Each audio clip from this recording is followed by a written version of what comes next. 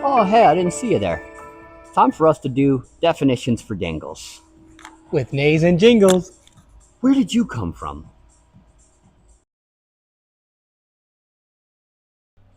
Heel hooks. Heel hooks. Today we're going to talk about heel hooks. Heel hooks are probably my personal favorite move.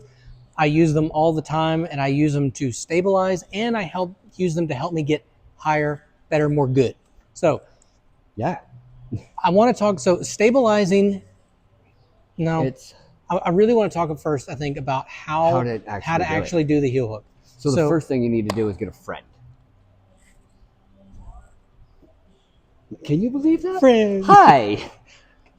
So the go ahead. idea here is you're going to stabilize with your buddy, and you're going to end up getting your heel at or your foot at like a 90-degree angle. You're going to point your toe towards your knee.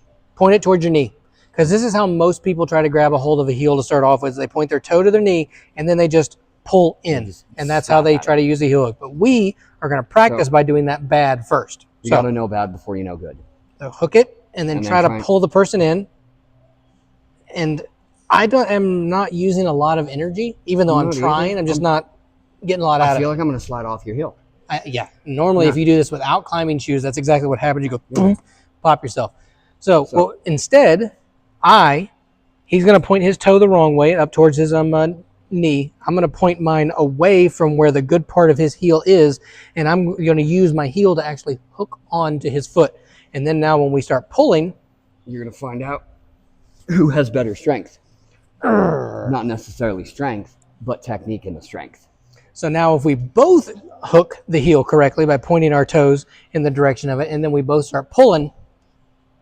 And if you notice, he's holding on to something. I'm using a lot of effort. I can pull him over. Because of the engagement of pointing your toe. Once you start doing that, you start engaging the calf, you start engaging the hamstring, you start engaging the glutes, and depending on how hard you're pulling and what you've got available, you're also transferring that up to the posterior, all the way up the posterior chain through the back. And that's kind of what you're aiming for when you're stabilizing. So as an example. Right here, you guys notice, I want you to be keen, toes out and it rotates in. The knee points out and it removes pressure off of his upper body to allow him to do that move incredibly simple. You will notice that my heel, once it got on there, I started pointing it away and then I rotated in order to use the hold as best as it's in the position it's in. If the hold was pointing the other way, I could have hooked from underneath it in order to do the exact same thing.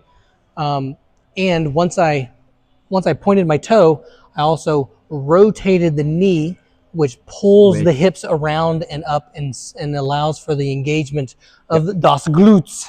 Das glutes. The rotation is really what helps it the most. It gets your hips engaged even more and allows to pull your hips where they're supposed to go. Yep, and you'll see that more over here. So a lot of times when people are doing heel hooks, another thing that happens is they don't rely on the actual foot and the heel to do the work or the legs. They want the arms to do the work. So a lot of times what you'll see to start off with is upper body engagement. I get the heel on. Place the heel and then they don't use it and they pull themselves up. And sometimes that's useful, but it's good if all you want to do is stabilize, that's fine. Yeah. But if you want to use the heel, then that's a little different.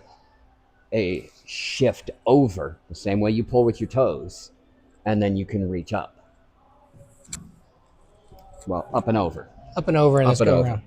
So it depends on where you want to go to decide what kind of heel hook you want to use and how you want to use it.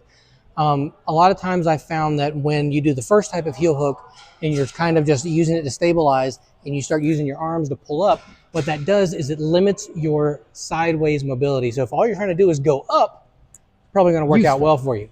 If you need to go to the side, however, your locked arm locks you in place. So once you start using the heel to pull your hips over, you can extend a lot further. Yeah. And that's what you're aiming for when you're trying to use it. Well, it's the same message we've been giving you from the start. These are bigger muscles. Use the bigger muscles. I don't have big muscles. I don't know. You got quads. Those are big muscles. That's it. That's all we need to worry about. That's a heel hook. That's heel hooks.